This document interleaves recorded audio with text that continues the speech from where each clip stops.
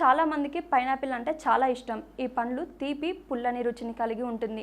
వేసవి కాలంలో ఎక్కువగా పైనాపిల్, దాని జ్యూస్ ఎక్కువగా తాగుతుంటారు. ఇది శరీరానికి చాలా ఉపయోగకరమైంది. అయితే మీరు ఎప్పుడైనా పైనాపిల్ వాటర్ తాగారా? కనీసం దాని గురించి విన్నారా? పైనాపిల్ నుండి నీరు రాదు, కాబట్టి పైనాపిల్ నీరు తాగడం ఎలా సాధ్యమని ఆలోచిస్తున్నారు కదా. పైనాపిల్ వాటర్ అంటే పైనాపిల్ ముక్కలను కట్ చేసుకొని ఒక గ్లాస్ నీటిలో వేసి కాసేపు అలాగా నానబెట్టండి. పండ్లను అలా నీటిలో ఎక్కువసేపు నానబెట్టిన తర్వాత పండుని తీసివేసి ఈ నీటిని తాగండి. మీరు ఇప్పటివరకు పైనాపిల్ వాటర్ తీసుకోకపోతే ఇకపై ఖచ్చితంగా మీ ఆహారంలో చేర్చుకోండి. దీని ద్వారా అనేక రకాల ఆరోగ్య ప్రయోజనాలు ఉన్నాయంటున్నారు ఆరోగ్య నిపుణులు. మన శరీరం సరిగ్గా పనిచేయడానికి, హైడ్రేట్గా ఉండడానికి చాలా ముఖ్యం. అందుకే వైద్యులు రోజంతా 8 నుండి 10 గ్లాసుల నీరు తాగాలని చెబుతుంటారు. అయితే కొద్దిమంది నీటి రుచిని ఇష్టపడరు, అందుకే నీళ్లు తాగేందుకు ఇష్టపడరు. దాంతో వారు తరచుగా డీహైడ్రేషన్, అలసట, తలనొప్పి వంటి సమస్యలు మొదలవుతాయి. అటువంటి పరిస్థితుల్లో నీటిని పైనాపిల్ వంటి తీపి రుచిని కలిపి తాగడం వల్ల వీటిని ఆకర్షణ పెరుగుతుంది.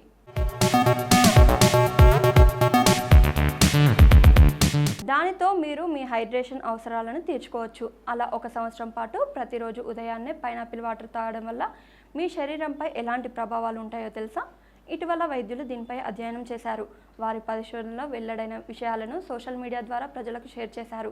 ఈ మేరకు వివరాలకు వెళ్తే, పైనాపిల్ నీరు సహజమైన డిటాక్స్గా పనిచేస్తుంది, మంటను తగ్గిస్తుంది, థైరాయిడ్ను తగ్గించడంలో సహాయపడుతుంది, క్యాన్సర్ ప్రభావాన్ని తగ్గిస్తుంది. 1 ఏడాదితో పాటు ప్రతిరోజు పైనాపిల్ నీటిని తాగడం వల్ల మీ మొత్తం ఆరోగ్యానికి విశేషమైన ప్రయోజనాలు లభిస్తాయని చెప్పారు. పైనాపిల్ జీర్ణక్రియకు మెరుగుపరచడంలో సహాయపడుతుంది, మంటను తగ్గిస్తుంది చెప్పారు. పైనాపిల్ రక్తంలో చక్కెర స్థాయిలను నియంత్రించడం ద్వారా బరువు తగ్గడానికి సహాయపడుతుంది. అదనంగా పైనాపిల్ నీటిలో బ్రైమోలైన్ అనే ఆరోగ్యకరమైన ఎంజైమ్ పేగు ఆరోగ్యాన్ని రక్షించడంలో సహాయపడుతుంది.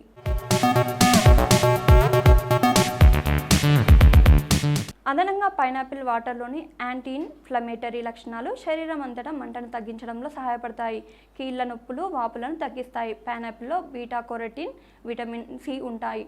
ఇవి మన రోగనిరోధక శక్తిని పెంచుతాయి, కళ్ళకు కూడా మేలు చేస్తాయి. పైనాపిల్స్లో ఫైబర్ పుష్కలంగా ఉంటుంది. ఇది మీ ఆరోగ్యానికి అనేక ప్రయోజనాలను అందిస్తుంది. పైనాపిల్ని తీసుకోవడం వల్ల శరీరంలో కొలెస్ట్రాల్ని తగ్గించడం ద్వారా గుండె ఆరోగ్యంగా ఉంటుంది. ఇది గుండె సంబంధిత వ్యాధుల ప్రభావాన్ని తగ్గిస్తుంది, బరువును అదుపులో ఉంచుతుంది. తరచుగా వాంతుల సమస్యతో బాధపడుతున్న వారు పైనాపిల్ తీసుకోవడం వల్ల ఉపశమనం లభిస్తుంది. ఇందులోని లక్షణాలు మోషన్ సిక్నెస్ని నయం చేసి శరీరాన్ని ఆరోగ్యంగా ఉంచుతాయి. కొందరు కడుపులో నూలి పురుగుల సమస్యలతో ఇబ్బంది పడుతుంటారు. అలాంటి వారు తమ ఆహారంలో పైనాపిల్ని చేర్చుకోవడం ద్వారా కడుపులోని నూలు పురుగులను కూడా వదిలించుకోవచ్చు.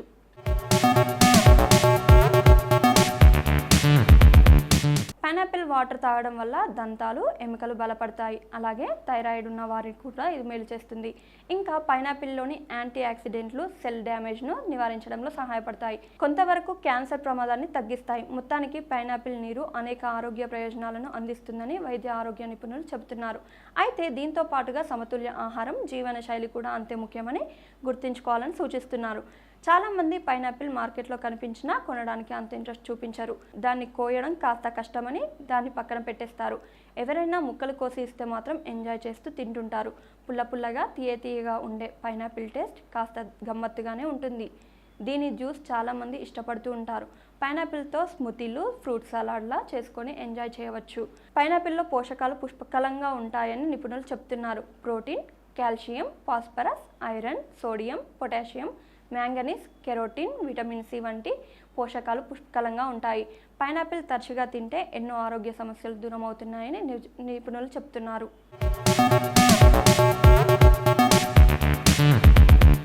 దగ్గు తగ్గుతుంది. పైనాపిల్లో బ్రోమోలైనియన్ ఎంజైమ్ ఉంటుంది. ఇది ఊపిరితిత్తుల్లో జిగురుల ద్రవాన్ని కరిగించేలా చేస్తుంది.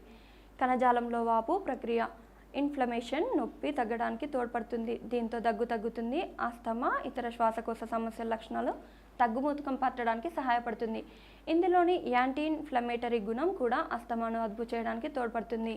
జీర్ణక్రియ మెరుగుపడుతుంది. పైనాపిల్లో ఫైబర్ పుష్కలంగా ఉంటుంది. జీర్ణక్రియ సజావుగా సాగడానికి, మలబద్ధకం దరిచేరకుండా ఉండడానికి తోడ్పడుతుంది. ఇక దీనిలోని పీచు కడుపు నిండిన భావనను కలిగించి ఎక్కువ తినకుండాను చూస్తుంది. పైనాపిల్తో కడుపుబ్బరం, అజీర్ణం వంటి సమస్యలు దూరమవుతాయి. దీనిలోని బ్రోమోలైనిన్ అనే ఎంజైమ్ ప్రోటీన్లు బాగా జీర్ణం కావడానికి తోడ్పడుతుంది. గాయాలు త్వరగా మానుతాయి. పైనాపిల్లోని బ్రోమోలైన్ అనే ఎంజైమ్లో యాంటీ ఇన్ఫ్లమేటరీ గుణాలున్నాయి. అందుకే ఏవైనా గాయాలైనప్పుడు పైనాపిల్ తింటే నొప్పి, వాపు, ఇన్ఫ్లమేషన్ వెంటనే తగ్గిపోతాయి. గాయాలు కూడా త్వరగా మానుతాయి.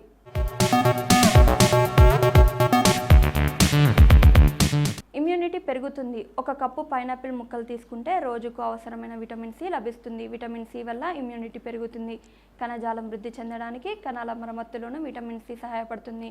చర్మానికి మంచిది. పైనాపిల్లో మ్యాంగనీస్ పుష్కలంగా ఉంటుంది. ఒక కప్పు పైనాపిల్ ముక్కలతో మన శరీరానికి రోజుకు అవసరమైనంత మ్యాంగనీస్ లభిస్తుంది. ఇది విటమిన్ సితో కలిసి చర్మం నిగనిగలాడేలా చేస్తుంది. చర్మాన్ని బిగుతుగా ఉంచుకునేందుకు అవసరమైన కోలాజెన్ను సమకూర్చి వయసు పెరిగిన చర్మాన్ని బిగుగా ఉండేలా చేస్తుంది. హైపర్ టెన్షన్ కంట్రోల్ చేస్తుంది. పైనాపిల్లో పొటాషియం పుష్కలంగా ఉంటుంది. ఇది హైపర్ టెన్షన్ కంట్రోల్లో ఉంచుతుంది, ఒత్తిడిని తగ్గిస్తుంది. దీంతో రక్త కణాల్లో రక్తం సాఫీగా ప్రవహించడానికి తోడ్పడుతుంది. BP control. ఎండాకాలంలో బీపీ పెరుగుతుంది.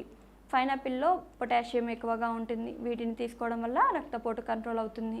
సోడియం కూడా తక్కువగా ఉంటుంది కాబట్టి హై బీపీ ఉన్న వారికి చాలా మంచిది.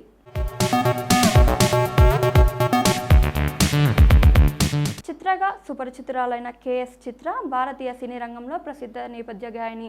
దక్షిణ భారత నైటింగేల్ అని బిరుదందుకున్న ఈమె మలయాళం, తమిళ్, తెలుగు, కన్నడ, ఒరియా, హిందీ, అస్సామీ, బెంగాలీ మొదలైన భాషల సినిమాల్లో సుమారు 25,000కు పైగా పాటలు పాడారు. చిత్ర 2005లో భారత ప్రభుత్వం పద్మశ్రీ పురస్కారం, 2001లో పద్మవిభూషణ్ అందుకున్నారు. చిత్ర అసలు పేరు కృష్ణన్ నాయర్ శాంతకుమారి చిత్ర.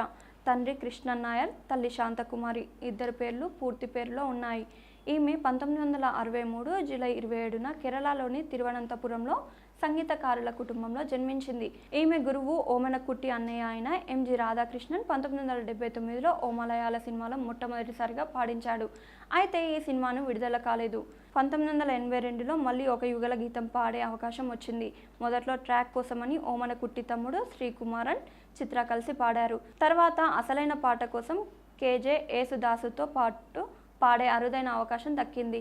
మొదటిసారి తప్పులు పాడిన జేసుదాసు సహకారంతో విజయవంతంగా పాడగలిగింది. దాంతో ఆమెకు మిగతా సంగీత దర్శకులు అవకాశం ఇవ్వడం మొదలుపెట్టారు.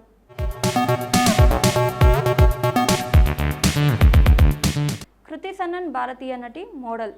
ఎన్నో పెద్ద కంపెనీల కమర్షియల్స్తో నటించిన కృతి తెలుగులో మహేష్ బాబు సరసన వన్ నేనొక్కడిన సినిమాతో నటిగా తెరగేట్రం చేసింది. అటు హిందీలో జాకీ ష్రోఫ్ కొడుకు టైగర్ ష్రోఫ్ సరసన హీరోపంతి సినిమాతో తెరగేట్రం చేసింది. ఆదిపురుష్ చిత్రంలో కృతి సనన్ నటించింది. 2021లో వచ్చిన మీమీ సినిమాలో తన నటనకు అనేక అవార్డులను అందుకుంది. అందులో ఉత్తమ నటిగా ఫిలింఫేర్ అవార్డు, ఉత్తమ నటిగా జాతీయ చలనచిత్ర అవార్డు, గంగూబాయ్ కతియావాడి చిత్రానికి ఆలియా భట్తో కలిసి గెలుచుకుంది. 2019 ఫోర్బ్స్ ఇండియా సెలబ్రిటీలో 100 జాబితాలో ఆమె పేరు దక్కించుకుంది. కృతి సనన్ 1990 జూలై 20న ఢిల్లీలో జన్మించారు. హిందీలో ఎన్నో కమర్షియల్ హిట్స్లో నటించిన కృతి సనన్ మహేష్ బాబు నటించిన నేనొక్కడినే సినిమాతో తెలుగు సినిమాలోకి అడుగుపెట్టింది. తొలుత ప్రముఖ నటి కాజల్ అగర్వాల్ ఈ సినిమా కథానాయికగా ఎన్నుకోబడ్డ డేట్స్ ఖాళీ లేక ఉన్నవి సర్దుబాటు చేయలేకపోయింది. ఈ సినిమాలో నటించడానికి మొగ్గు చూపిన ఎలాంటి గొడవ లేకుండా సినిమా నుంచి తప్పుకుంది. ఆ సమయంలో దర్శకుడు సుకుమార్ ఈమెని కథానాయికగా ఎంచుకున్నారు.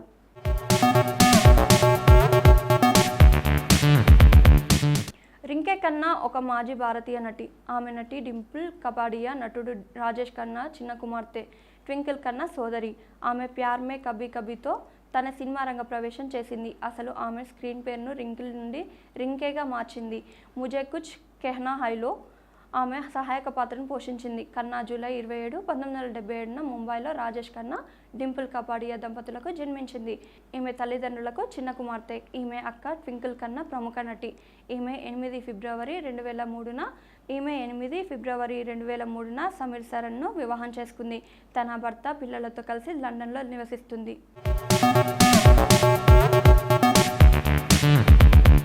ఉద్ధవ్ బాల్ ఠాకరే మహారాష్ట్రకు 19వ ముఖ్యమంత్రిగా పనిచేసిన భారతీయ రాజకీయ నాయకుడు. 2019 నుంచి 2022 వరకు నాయకుడు హౌస్ మహారాష్ట్ర శాసనసభ, 2019 నుండి 2022 వరకు. అతను 2020 నుండి మహారాష్ట్ర లెజిస్లేటివ్ కౌన్సిల్ సభ్యుడు, 2019 నుండి మహా వికాస్ అఘాడీ అధ్యక్షుడు మరియు 2022 నుండి శివసేన అధ్యక్షుడు. 2013 నుండి 2022 వరకు శివసేన, 2003 నుండి 2013 వరకు వర్కింగ్ ప్రెసిడెంట్ మరియు 2006 నుండి 2019 వరకు Saamana editor in chief. Uddhav Bal Thackeray July 27, 1960న మరాఠీ కుటుంబంలో రాజకీయ నాయకుడు బాల్ ఠాకరే, అతని భార్య మీనా ఠాకరే ముగ్గురు కుమారులలో చిన్నవాడిగా జన్మించారు. 2002లో బృహన్ ముంబై మున్సిపల్ కార్పొరేషన్ ఎన్నికల్లో శివసేన ప్రచార ఇన్ఛార్జిగా ఠాకరే తన రాజకీయ జీవితాన్ని ప్రారంభించారు. అక్కడ పార్టీ బాగా పనిచేసింది. 2003లో శివసేన వర్కింగ్ ప్రెసిడెంట్గా నియమితులయ్యారు.